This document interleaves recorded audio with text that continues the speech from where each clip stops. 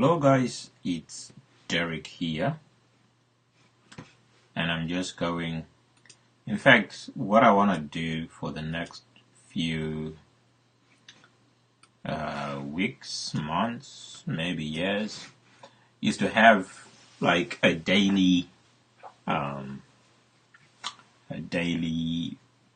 like Facebook live where I talk about Bitcoin, the blockchain, and cryptocurrencies, ICOs, initial coin offerings, and really what's going on in the world of the blockchain. And the reason I'm doing this is because I just feel that there is a lot of interest, there's a lot cryptocurrencies are in the news because there is almost like an exponential growth in the cryptocurrency market, and the market capitalization, that is the amount of business that is being generated by cryptocurrencies, has been rising. So it's going up. The Bitcoin at the moment is almost 10,000 US dollars for one Bitcoin. And I just feel that we need to understand what this Bitcoin and cryptocurrency and the blockchain is all about.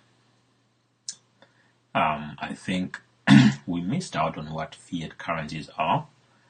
As a country, for example, Zimbabwe is still struggling to have its own currency. So there is some kind of education that we need to have. And I think going into cryptocurrencies, understanding them, and I'll put a disclaimer right at the start. Okay, I'm not asking people to buy cryptocurrencies, to trade in cryptocurrencies, but that's entirely up to you. It's your choice whether you want to do that or not.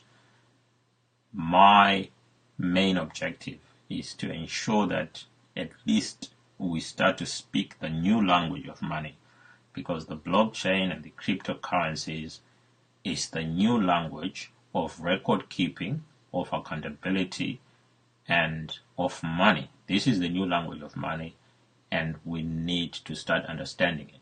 So these are some of the stories that I, during the day, I put into my Pocket. This is the Pocket application.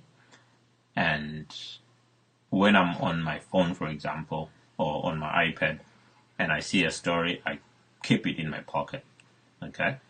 And this is the desktop version of my Pocket. So with this desktop version, I'm able to show you some of the stories. For example, the first story here that I've kept, TechCrunch founder Arrington is raising $100 million. Ripple hedge fund. Now, Ripple is a cryptocurrency that some people have actually invested in. So he's coming up with a hedge fund, and what the hedge fund is going to do, it was announced today at Consensus Invest in New York. TechCrunch founder Michael Harrington revealed he's raising $100 million for a hedge fund that will buy and hold crypto assets while making investments in token sales and some equities and debt. So we need to understand what tokens are, what crypto assets are, what a hedge fund is, and why it's significant that $100 million is being raised for such a venture. Okay, so launched under a new entity called Arrington XRP, and XRP is a cryptocurrency that powers San Francisco startup Ripple's RippleNet software. So there's a lot going on in America, in China, in other parts of the world. But when you look at Africa, for example, Africa is lagging behind. I'll show you some stories. I don't think I posted them here. So mostly what I've been doing is I've been tweeting these stories and posting them on my Facebook. But I don't think that people are actually accessing these stories, or they are making sense to them. Okay? So basically, the blockchain okay, is a protocol, just like the internet is a protocol. So the internet is a protocol which has enabled us to become publishers of information. So it has democratized information, the creation of information, information creation and distribution. That's what the internet has done. What the blockchain is going to do is going to democratize the recording of information. The recording of information, which includes the information that is recorded when you put your money, when you do transactions which involve your bank. So this is where the Bitcoin comes through, because the Bitcoin is just one application of the blockchain protocol. Whereas if you look at the internet has email as an application. It has the HTTP, the websites, World Wide Web, as an application. Then you have voice over internet, VoIP, as an application. Things like Skype, okay. And now you have live streaming as another application, which is running on top of the internet. Now, the blockchain is going to come up, or is already coming up, with many applications which are being used in every industry, including education, including banking, which is where you get the cryptocurrencies from. And today I was listening to a podcast and they were talking about a company in America which has come up with a blockchain for a construction company. I mean, for the construction industry. So what they've done, because in the construction industry, there is a lot of old-fashioned ways of doing business where people are still signing checks. And I cannot remember the last time that I signed a check. But these guys are still signing checks. The checks are still taking a long time to process. And you have to ask yourself, why is a payment taking so long? If I make a payment, why is it not going through there and there? What is going on is that we have these middlemen who are in charge of these payment systems, who are introducing friction within the payment system infrastructure. And the Bitcoin, or the blockchain, is trying to sort that mess out. There's a lot of mess going on, when what should be happening is people should just be doing their job and getting paid on time. So the blockchain, cryptocurrencies are trying to address this. So these are the things I will be talking about. You will be amazed just how much there is to talk about. Okay? So this is just one story, but I'll probably have maybe up to 10 stories to talk about on a daily basis, just so that you see how much interest there is. Now, if you look at the headlines, the cryptocurrencies are coming up more and more. They started off as something which was associated with drug dealing, with the dark web, okay, the Silk Road. But now, central banks are showing interest, because central banks are threatened by the introduction of cryptocurrencies, because they take responsibility of controlling money supply away from the banks to individuals. So with cryptocurrency, individuals become the banks. Okay, so that's one story. Then you've got this story, how banks can adopt cryptocurrencies. So the new age of cryptocurrencies is booming than most could imagine. And like every emergence of a succeeding development, many want to get involved with it. However, this can be difficult, especially if the aim is to get rid of you. Okay? So cryptocurrencies are trying to get rid of banks. Okay? So the cryptocurrency's main agenda has been to exclude the middlemen, and banks are middlemen, who in this time is the central banks. So with blockchain, if blockchain is applied to banking, cryptocurrencies will not be generated by banks. They will be generated by Bitcoin miners, cryptocurrency miners. And these miners will form part of the network of the people who are using this currency. Okay. So that is a problem. And these are things that I will talk about in more detail. But this initial video is just to come up with a roadmap of exactly what I'm going to be doing. So blockchain might be about to change the way we vote. So there we go. In voting, in governance, okay, there are applications of the blockchain. And this is just one example, okay? This is one example. It's taking too long to load this one. Let's see if I can get to the actual website. If there is open in browser, I'm going to open that in the actual browser. So here is the actual browser. A new blockchain app is poised to radically change how people vote. So imagine in places like Zimbabwe, where obviously there have been disputed elections, okay? With this application, you can actually come up. These guys have come up. It's called Democracy App.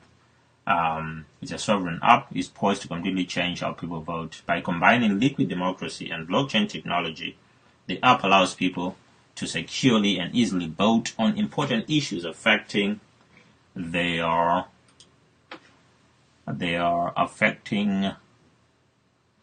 country, company, or any other type of organization. So this is the application which is going to enable that. Now you can go on the website and you can find out exactly how they intend to do this. Okay, so this is the website. In fact, this is the article on futurism.com. Okay, so you can do that. Now going back to our Pocket, okay, are tokens like gold? Attorneys ask tough questions on ICOs. So an ICO is an initial coin offering, which means that a coin, what they are doing with initial coin offerings is they come up with a white paper, the company or the group of people that have come up with this idea of a token. They come up with an idea of how they want to use blockchain to solve a particular problem.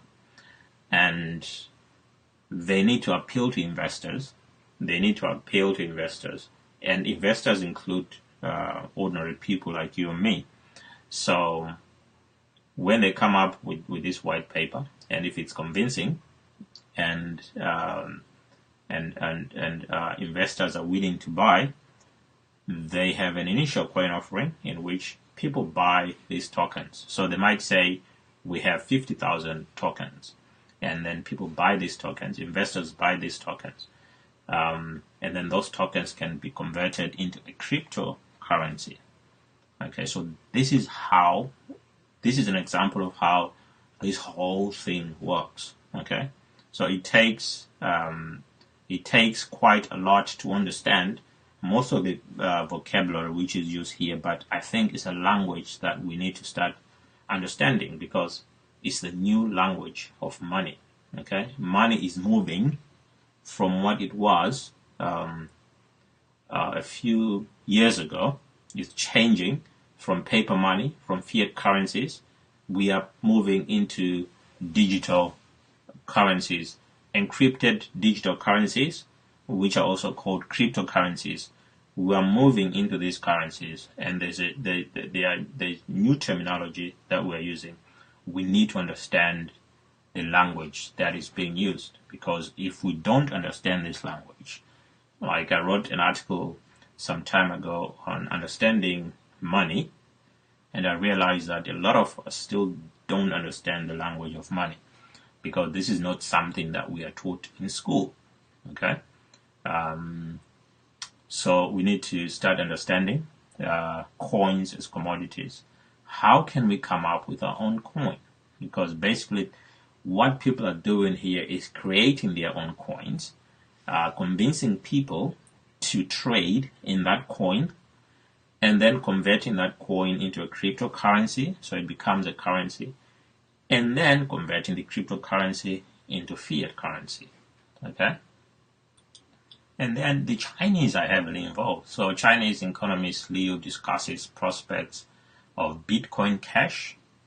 I think this is Bitcoin something as well, and Ethereum. Okay? So Bitcoin Cash, where is BCH? BCH should be, can't remember what BCH is. I'm still all in on BCH. Okay.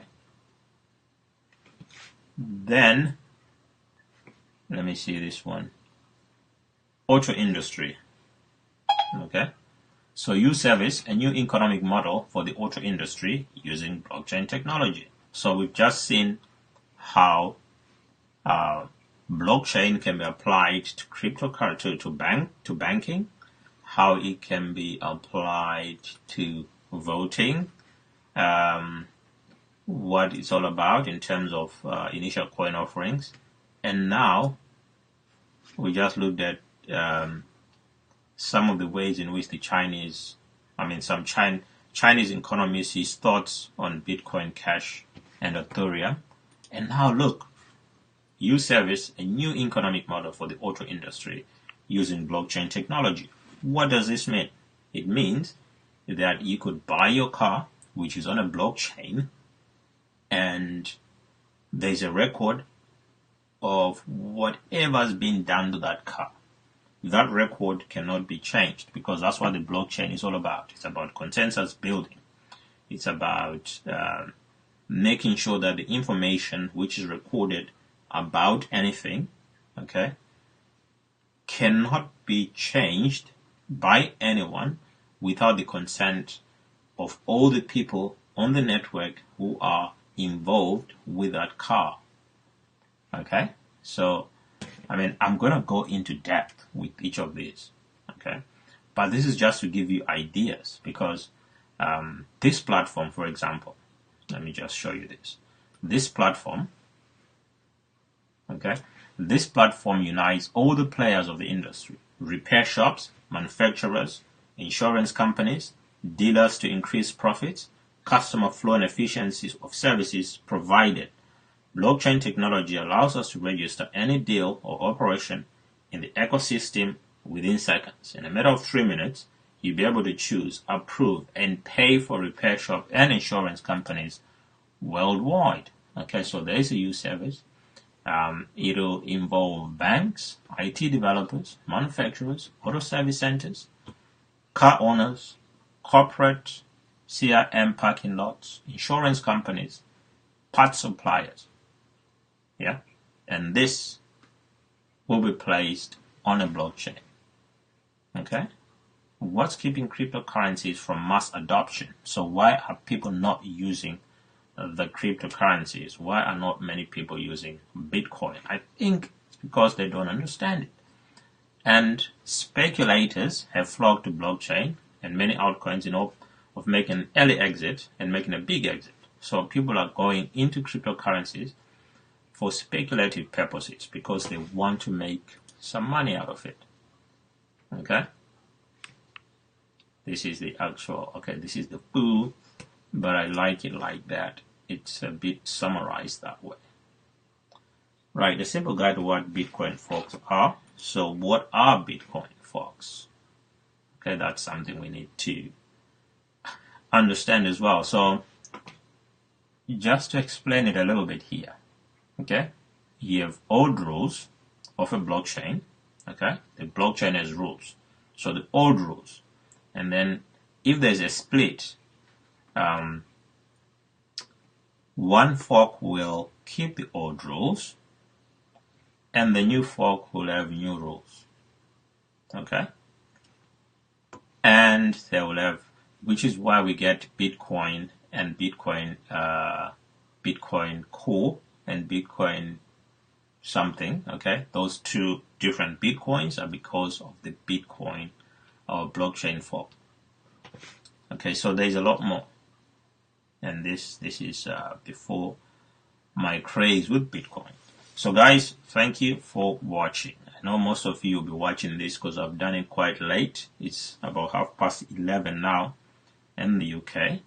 So I've done this quite late and most of you would have retired. But I'll be back tomorrow, 10 p.m. GMT, Greenwich Mean Time. And I'll be keeping some stories, reading some stories during the day. Then we can talk about them here, because I really want people to understand what this Bitcoin thing, cryptocurrency, is all about, so that you don't fall into pyramid schemes where people are promising you you're going to make lots of money. I mean, if you want to download a wallet, a Bitcoin wallet, download your own and do it yourself. Don't allow someone else to do it for you, because they just want to make money out of your money. Okay? Thank you for watching. I'll be back again tomorrow, same time. In fact, earlier tomorrow, 10 p.m.